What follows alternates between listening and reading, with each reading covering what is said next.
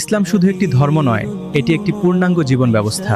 রাসূল সাল্লাল্লাহু আলাইহি সাল্লাম বলেছেন, ইসলামের ইমারত 5টি বিষয়ের উপর প্রতিষ্ঠিত।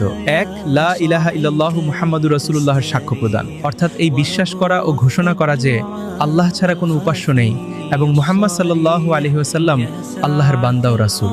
2. নামাজ কায়েম করা, কারণ নামাজ হলো মুমিনের মিরাজ, এটি আল্লাহর সাথে বান্দার সরাসরি সম্পর্ক। 3. জাকাত আদায় করা, জাকাত সম্পদকে পবিত্র করে এবং সমাজে সাম্য প্রতিষ্ঠা করে। 4. হজ পালন করা, যারা সামর্থ্যবান তাদের জন্য জীবনে একবার হজ ফরজ, এটি মুসলিম উম্মাহর ঐক্যের প্রতীক। 5.